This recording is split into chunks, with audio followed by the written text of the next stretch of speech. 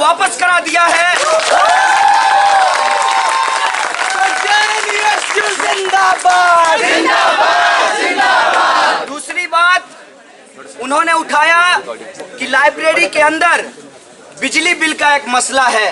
हमने कहा कि आप एसी कम करा दीजिए पिंक पैलेस में, लेकिन बिजली बिल के नाम पे लाइब्रेरी का टाइमिंग हम घटाने नहीं देंगे। 24 घंटा लाइब्रेरी चलता रहेगा। इसके साथ साथ जिसको हम लोग धौलपुर हाउस कहते हैं, धौलपुर हाउस में जब से इस नए रीडिंग रूम में एसी लगाया गया है, यहाँ पे संख्या बढ़ गई है। हमने कहा है कि धौलपुर हाउस में भी एसी इंस्टॉल किया जाए ताकि स्ट्रेंथ को बढ़ने हुए हिसाब से इंफ्रास्ट्रक्चर को डेवलप किया जाए। इसके साथ साथ सारे जो हमारे विजुअली चैलेंज स्टूडेंट हैं, उनको लाइब्रेरी की तरफ से एक लैपटॉप और एक रिकॉर्डिंग मशीन मिलता है।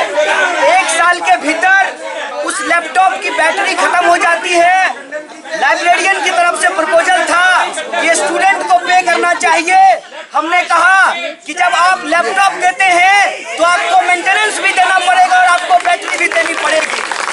साथ ही साथ एक प्रपोजल ये आया कि यहाँ पर जो हम लोगों का थीसिस और डिसर्टेशन सबमिट होता है डिजिटल फॉर्म में, उसको वो चाह रहे थे कि उस डिजिटल फॉर्म को सबमिट होते ही पब्लिक कर दिया जाए।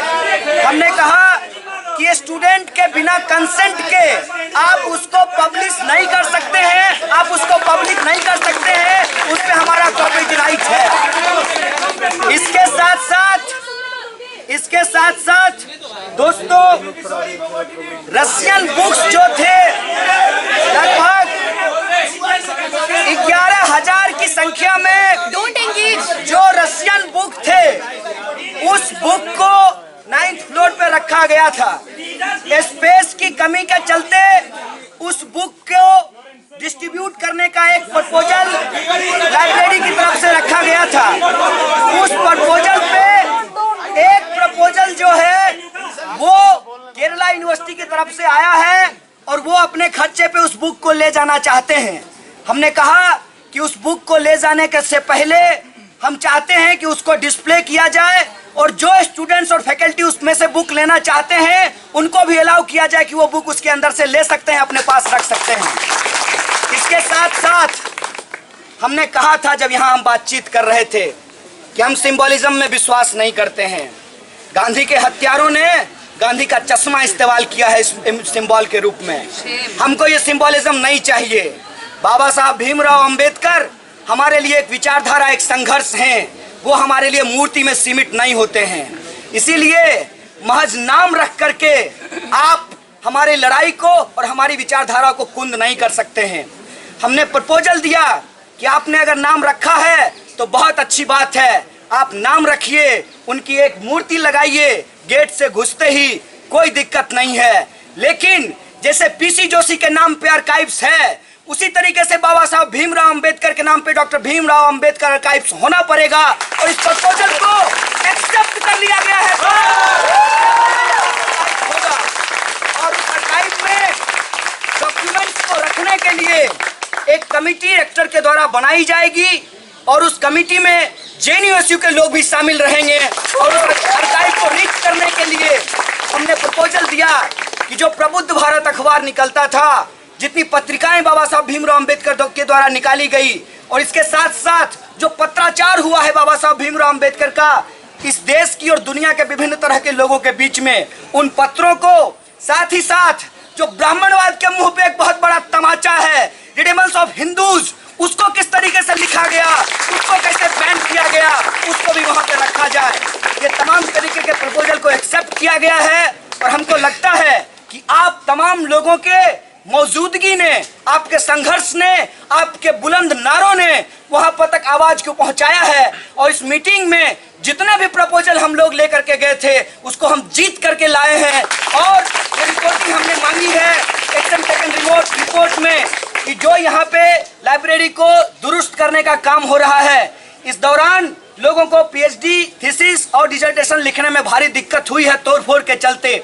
जल्द से जल्द आप इस काम को खत्म कीजिए।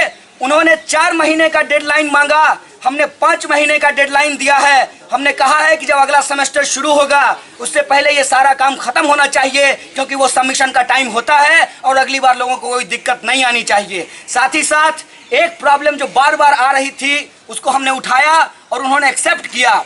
यहाँ पर जो वॉशरूम है उसकी हालत ऐसा है जैसे भारतीय रेलवे का हो, और इसलिए हमने कहा कि इसको आप एक्सेप्ट कीजिए और इसको ठीक कीजिए। उन्होंने कहा है कि हमने प्रपोजल भेजा है और एडमिनिस्ट्रेशन से अप्रूव हो गया है, सारे वॉशरूम जो है वो रेनोवेट किए जाएंगे।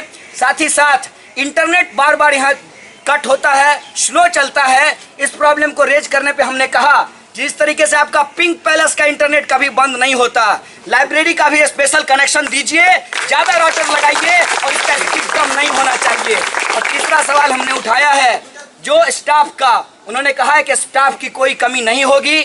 हमने कहा जब स्टाफ की कमी नहीं होगी तो बकायदा आप एक हेल्प डेस्क एस्टेब्लिश कीजिए गेट के सामने, जहां लोग सीधे जाकर के ये सवाल पूछ सकें कि हम ये आर्टिकल सर्च कर रहे हैं हमको नहीं मिल रहा है, हम ये बुक सर्च कर रहे हैं हमको नहीं मिल रहा है, इंसाइक्लोपीडिया कहाँ रखा हुआ है, हेलन केलर यूनिट कहाँ है, कौन सी किताब किस सेक्शन पे है। इस बात की सहायता करने के लिए एक बाकायदा हेल्प डेस्क होना चाहिए। इस पे भी सहमति बनी है। उन्होंने कहा है कि इमीडिएटली हम इसको इंस्टॉल कर देंगे। और साथ ही साथ लाइब्रेरियन की तरफ से ये प्रपोजल था कि हम लोग सेंट्रली ओरिएंटेशन का प्रोग्राम करते थे कि कैसे हम लोग ओपन एक्सेस का इस्तेमाल करेंगे।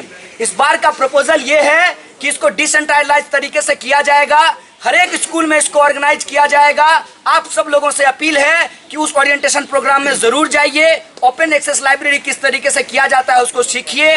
और हमने उनको कहा है कि आप तमाम स्कूल से डेट लेकर के उसका सारा शेड्यूल एक बार लगाइए कि अगर SSS का ओरिएंटेशन प्रोग्राम हमने मिस कर दिया तो हम SIS का ओरिएंटेशन प्रोग्राम हम उसको उसमें शामिल हो सकें और सीख सकें। ये तमाम चीज़ों की बातचीत हुई है। इसके अलावा लाइब्रेरी कन्वेनर भी रिपोर्टिंग करेंगी जो चीज़ हमसे छूट गया हो। इन्हीं शब्दों के साथ आप तमाम लोग जो इस प्रोटेस्ट में बने हुए हैं, शुक्रिया अदा करते हुए मैं अपनी बात को खत्म करता हूँ। शुक्रिया, इंकलाब जिंदाबाद।